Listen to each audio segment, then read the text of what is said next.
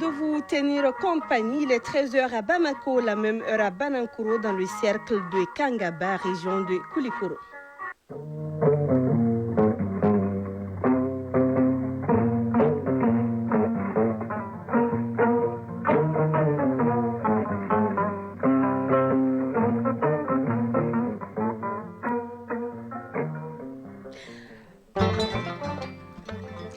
Mesdames et messieurs, en vous espérant en santé, bonjour et merci de suivre Radio Mali au microphone Brahma Traoré. Et Fatou Djabi, voici les titres. Les femmes africaines à l'honneur ce 31 juillet. Elles sont célébrées pour leur combat et contribution au développement du continent. Les Maliennes se mobilisent pour marquer l'événement. Comment améliorer la qualité de l'enseignement et la résilience des enfants les plus vulnérables de la région de Tombouctou? Le projet éducation inclusive et infrastructures scolaires apporte une réponse avec plus d'1,5 milliard de francs CFA. En Angola, la rue ne décolère pas. La population manifeste depuis 3 jours contre l'annonce d'une hausse des prix du carburant. 22 personnes sont mortes et plus de 1000 arrestations. La Tanzanie interdit aux étrangers d'exercer certains métiers tels que les transferts d'argent par mobile et les salons de beauté. Le pays dispose des compétences pour mener ses activités selon les autorités. L'Union européenne lance le 12 octobre prochain un nouveau système de contrôle automatisé aux frontières. Adieu le tampon d'encre sur le visa et les policiers dans sa cabine. Le sport, l'afro-basket se poursuit en Côte d'Ivoire. Le Mali affronte ce soir en quart de finale le Mozambique. La leçon du sport de ce jeudi nous parle du gardien de handball. Perdre son emploi est une épreuve qui bouleverse à la fois la vie professionnelle et personnelle d'un salarié. Comment doit-on se comporter en cas de perte de son emploi? La chronique judiciaire de ce jeudi lève le voile sur des recours possibles. C'est tout pour les titres.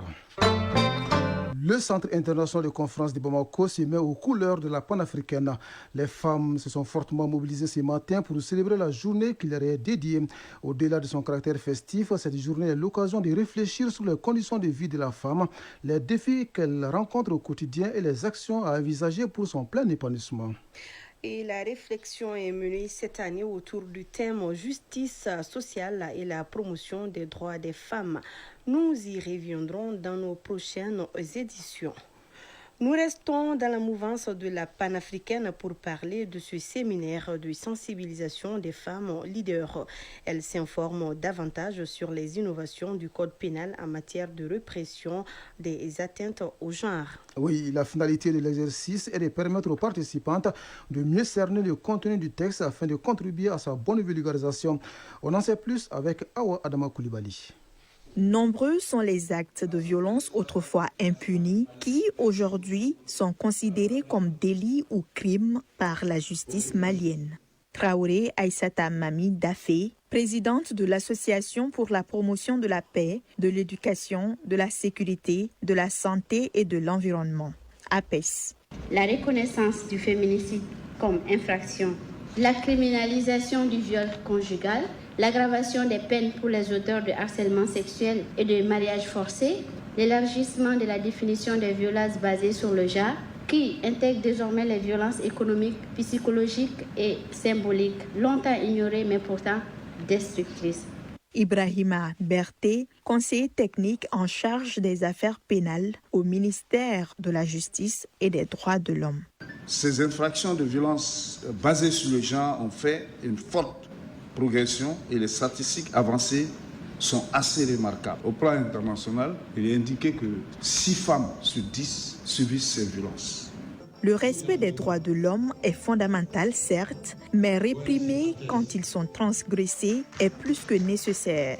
C'est de cela qu'il s'agit dans le nouveau code pénal adopté en décembre 2024. Christian Idrissa Djassana, magistrat à la retraite. C'est un code très innovateur parce qu'il prévoit tout un chapitre sur les atteintes au genre. Il y a d'abord des infractions classiques qui existent dans le code pénal depuis l'indépendance, qui ont été revues cette fois-ci en prévoyant des circonstances aggravantes. Et en plus de cela, il y a des infractions spécifiquement commises dans le cadre de l'atteinte au genre. Les pénalités sont surtout correctionnelles. Il est plus facile de réprimer les délits que les crimes, parce qu'en ce moment, la punition arrive très vite. Mais aussi, il y a des infractions criminelles, quelques-unes. Il est attendu des 100 femmes leaders invitées de fortes recommandations, notamment sur le processus de vulgarisation et d'appropriation du contenu de cet instrument juridique. Cela donnera une orientation claire à quiconque qui se retrouvera dans le besoin. Nous ouvrons la page internationale par la Côte d'Ivoire où le Comité des droits de l'homme des Nations Unies appelle au respect des droits du président du PDCI, Tidjane Thiam. L'opposant ivoirien qui réclame sa réinscription sur la liste électorale a saisi l'instance onusienne début juin. Pour le gouvernement ivoirien, les droits de Tidjane Thiam sont garantis. Le Comité des droits de l'homme se prononcera définitivement sur la requête du probable candidat à la présidentielle du mois d'octobre après avoir reçu les observations des autorités au plus tard le 8 janvier 2026. En attendant que le président du PDCI soit fixé sur son sort au Cameroun, le Conseil constitutionnel examine les 35 recours reçus dans le cadre du contentieux relatif à la publication de la liste provisoire des candidats retenus pour l'élection présidentielle d'octobre. Ces requêtes concernent aussi bien la réhabilitation de candidatures rejetées que des demandes d'invalidation de candidatures validées, y compris celle du président sortant Paul Biya, une candidature jugée illégale par certains requérants. L'instance a moins de 10 jours pour rendre sa copie finale. Dans le même registre, au Tchad, les juges de la chambre d'accusation ont renvoyé hier le dossier de Succès Masra devant la chambre criminelle. L'ancien premier ministre est détenu depuis le 16 mai 2025. Il était jusqu'alors accusé d'incitation à la révolte et à la haine ainsi que de complicité dans les violences intercommunautaires survenues à Mandakao en mai dernier. Mais il est désormais accusé de diffusion des messages de nature raciste et xénophobe, d'assassinat ou encore d'association de malfaiteurs. Les avocats du président du parti Les Transformateurs refusent cette requalification des faits, expliquant l'impossibilité de plaider pour des affaires auxquelles ils n'ont pas eu accès au préalable. Ils décident de quitter la salle d'audience. Puisqu'on parle de justice, nous y restons. En République démocratique du Congo, le procès de l'ancien ministre de la Justice se poursuit devant la Cour de cassation pour détournement de fonds. Une tentative de virement de 19 millions de dollars hors procédure dans le cadre d'un projet de construction d'une nouvelle prison à Kisangani est au cœur de l'affaire. Les avocats de l'ex-garde des Sceaux ont tenté de faire invalider la procédure. Ils contestent la décision de l'Assemblée nationale d'autoriser les poursuites contre Constant Moutamba à l'issue d'un vote à main levée. Selon eux, le scrutin aurait dû se dérouler à bulletin secret. Des objections balayées d'un revers de main par la Cour. La prochaine audience est prévue le lundi. Brahma Traoré. Oui, on ne connaît pas la date de leur audience, mais elles sont aux arrêts depuis quelques jours. Plus de 1000 personnes en Angola sont en prison suite aux manifestations. Des manifestations qui dénoncent l'annonce d'une hausse des prix du carburant. Un bilan provisoire fait état de 22 morts. Un bilan communiqué hier par le ministre de l'Intérieur à l'issue du Conseil des ministres. Un important dispositif militaire et policier est déployé dans des rues presque désertes. Des banques et des commerces sont fermés. En attendant donc un retour au calme en Angola, la Tanzanie décide d'interdire aux étrangers la propriété de l'exploitation de certaines petites entreprises sur son territoire. La nouvelle réglementation concerne 15 secteurs tels que les transferts d'argent par mobile, les services de guide touristique, l'exploitation minière artisanale, l'achat de récoltes directement aux agriculteurs ou encore les salons de beauté.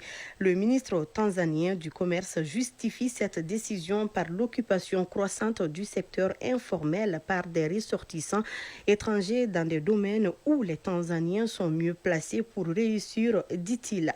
Une mesure qui a immédiatement suscité des critiques, notamment de la part du Kenya voisin. Et le Rwanda, pour le moment, ne se prononce pas sur cette mesure tanzanienne. En revanche, son Assemblée nationale examine et adopte l'accord de paix avec la RDC signé sous l'égide des États-Unis le 27 juin dernier à Washington. Le texte avait déjà reçu l'aval du Conseil des ministres. Le quitus du Parlement rwandais intervient alors que des représentants des deux pays doivent se retrouver cette semaine à Washington pour la première réunion du comité de surveillance conjointe, une instance qui est chargée de recevoir les plaintes, d'examiner les accusations de violation de l'accord de paix, de résoudre les différends et, si nécessaire, de proposer des mesures concrètes. À 13h passées de 9 minutes, pendant ce temps, l'Union européenne lance le 12 octobre prochain un nouveau système de contrôle automatisé aux frontières selon un communiqué publié hier. Le dispositif baptisé Système d'entrée et de sortie recensera dans un fichier commun les noms, numéros de passeport, empreintes digitales et photos de tous les ressortissants de pays tiers se rendant en Europe pour un court séjour. Il pourra refuser le passage d'un ressortissant d'un pays tiers si celui-ci n'a pas de visa ou qu'il est resté plus longtemps qu'autorisé sur le sol européen. La mise en place de ce système sera toutefois échelonnée dans le temps. Les États membres, les voyageurs et les entreprises auront le temps de s'adapter au nouveau système, précise la Commission européenne. Autre précision, le Canada annonce son intention de reconnaître l'État de Palestine à l'occasion de la prochaine Assemblée générale de l'ONU au mois de septembre. C'est ce qu'a déclaré hier le Premier ministre Marc Carney. Le président de l'autorité palestinienne Mahmoud Abbas parle d'une décision historique et courageuse qui renforcera la paix, la stabilité et la sécurité dans la région. Israël, de son côté, condamne cette décision canadienne, estimant dans un communiqué qu'elle entre dans le cadre d'une campagne de pression internationale déformée qui va durcir la position du Hamas à la table des négociations. Du Canada, partons aux États-Unis pour boucler ce tour d'horizon de l'actualité internationale. Le président américain Donald Trump a signé hier le décret qui officialise l'application de 50% de surtaxe douanière contre le Brésil. Les importations de café, de viande ou encore de poissons seront les plus affectées par cette guerre commerciale. Des produits pourtant essentiels pour les Américains. La surtaxe entre en vigueur le 6 août prochain. Selon le décret, elle se justifie par la menace inhabituelle et extraordinaire que constitue le Brésil pour la sécurité nationale, l'économie et la politique étrangère des États-Unis. Revenons au Mali, direction Tombouctou. La deuxième phase du projet éducation inclusive et infrastructure scolaire vient d'être lancée. D'un coût de plus d'1,5 milliard de francs CFA, le projet vise à améliorer la qualité de l'enseignement et la résilience des enfants les plus vulnérables de la région. De la Cité du Savoir, une correspondance de Najim Baba Sissi. Après une première phase jugée remplie, voici lancée la seconde phase du projet éducation inclusive et infrastructure scolaire de qualité pour améliorer la résilience des enfants les plus vulnérables de la région de Tombouctou. Exécuté par le consortium Humanité, Inclusion et la Croix-Rouge luxembourgeoise, le projet Équité entend pour cette seconde phase poursuivre les mêmes objectifs tout en intégrant des nouvelles approches sur une durée de 36 mois. Abou Inamoud Diara, porte-parole du consortium. Ce projet qui est à sa deuxième phase envisagera de mettre un accent particulier sur le renforcement des capacités éducatives afin de répondre aux besoins d'éducation formelle et non formelle selon les approches inclusives. L'amélioration des conditions de vie des ménages abritant les enfants en situation de handicap issus des écoles ciblées. L'amélioration de l'environnement éducatif. En effet, celui-ci devra être plus sain, digne, accessible à tous les usagers sans inscription. Mama Meiga, directeur du CAP de Tombouctou. Depuis les années 2000, on avait signé des conventions avec les partenaires pour que l'ensemble des enfants qui doivent aller à l'école aillent réellement à l'école. Et jusqu'à preuve de contraire, on a beaucoup d'enfants qui ne sont pas dans ce système-là. Donc je crois qu'avec ce projet-là, tous ces enfants-là vont revenir dans ce système. Le projet Équité contribue à la promotion de l'éducation inclusive, la mise en place d'infrastructures scolaires de qualité, la consolidation d'un environnement scolaire sûr et protecteur, l'amélioration des conditions de vie des ménages abritant les enfants en situation de handicap dans ces zones d'intervention, à savoir les communes urbaines de Tombouctou et de Diri. Yaya Tandina, président de la délégation spéciale de la commune urbaine de Tombouctou, porte-parole des bénéficiaires. Nous avons bien été témoins des réalisations de la première phase qui a œuvré à la promotion d'une éducation centrée sur les besoins éducatifs de chaque enfant sans exclusive, pour la réussite de l'éducation des enfants vulnérables, déplacés ou retournés, y compris les enfants en situation de handicap. Malik Guindo, conseiller au gouvernorat de Tombouctou. Le projet éducation inclusive de qualité et résilience des enfants les plus vulnérables de la région de Tombouctou, Équité phase 2, est financé par le ministère des Affaires étrangères et européennes du Luxembourg à hauteur de 1 508 701 100 francs CFA. Il s'inscrit parfaitement dans la ligne des efforts permanents de l'État malien et de ses partenaires techniques et financiers à relever les défis et à tenir les engagements politiques en matière d'éducation d'une part, et à améliorer les indicateurs de l'objectif de développement durable numéro 4 relatif à l'accès à une éducation de qualité pour tous d'ici l'an 2030 d'autre part. Cette cérémonie de lancement officiel a été marquée par la remise de matériel didactique, des kits d'assainissement aux écoles partenaires ainsi que des bicyclettes au profit des enfants des familles vulnérables. Tombouctou, Najim Baba Sissé, Mahmoud Asko Faré, Mauloud Tandina pour l'ORTM.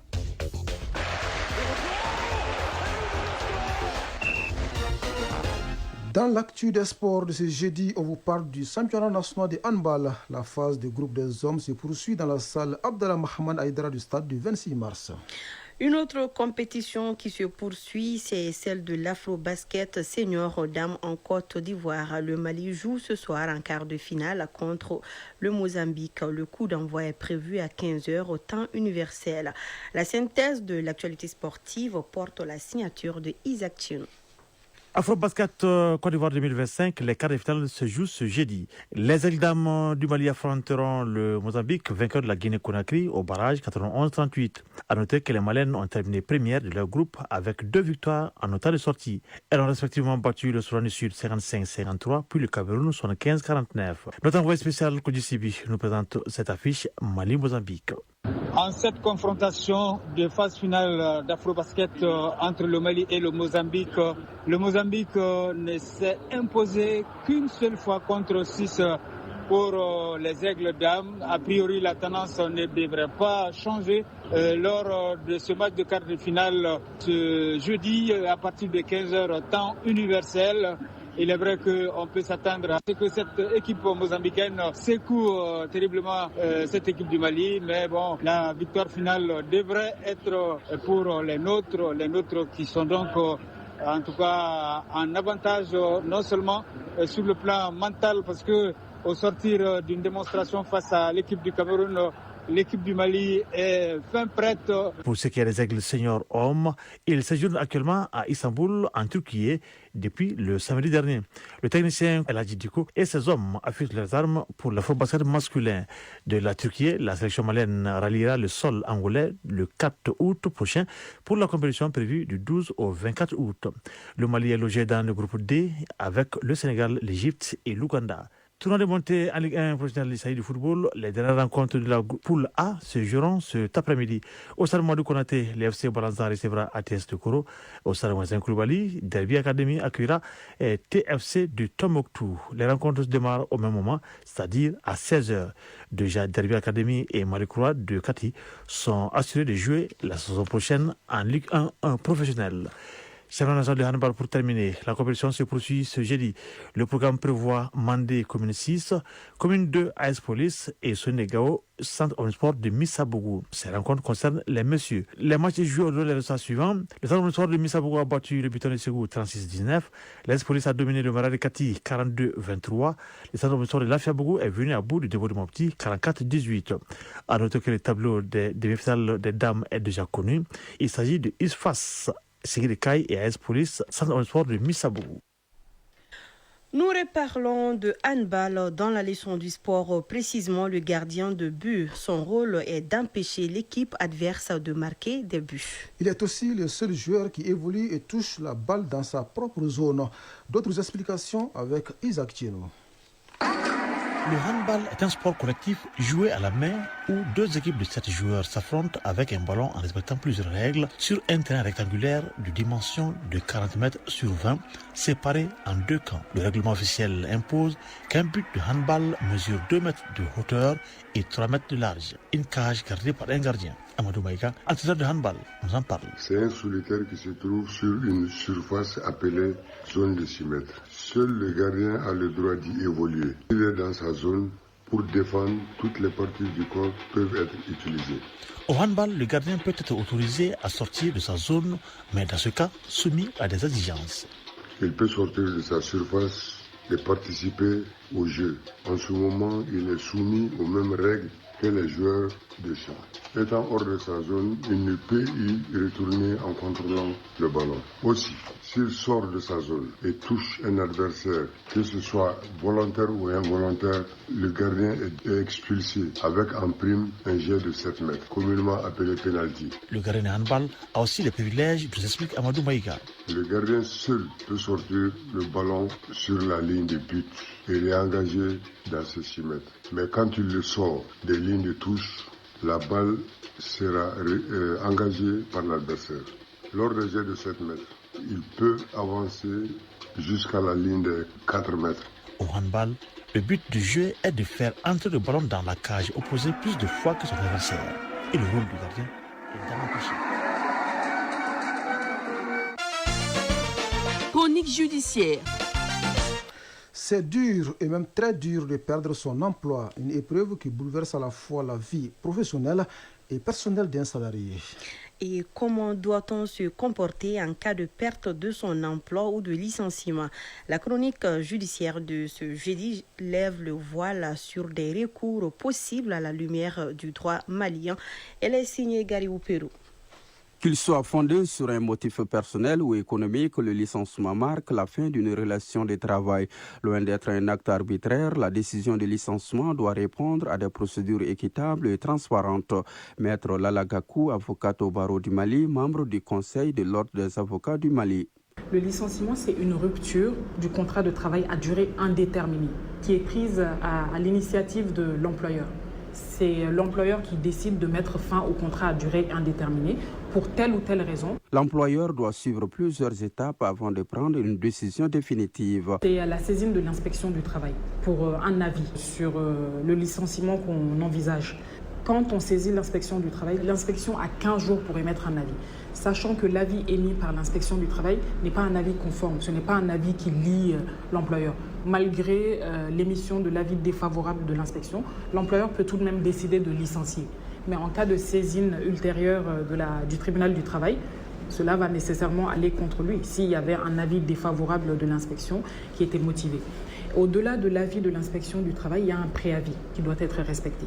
On dit aux salariés, on entend vous licencier à compter de cette date, mais on vous donne 1 mois de préavis pour pouvoir vous réorganiser, chercher du travail. En cas de contestation, les salariés peuvent saisir les services compétents pour vérifier la légitimité et la procédure du licenciement. Si vous sentez que le motif que je vous reproche n'est pas justifié, à ce moment-là, oui, vous avez des recours contre moi. Vous saisissez l'inspection du travail pour dire que vous n'êtes pas d'accord avec le motif.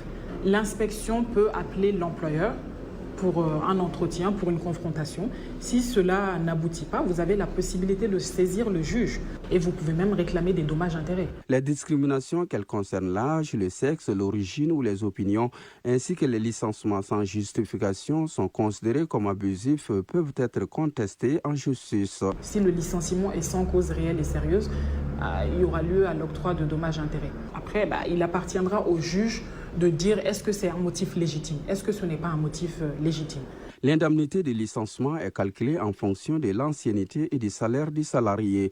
L'employeur doit respecter les critères légaux pour éviter toute irrégularité. Ce que la loi prévoit, c'est entre 20 et 30% du salaire.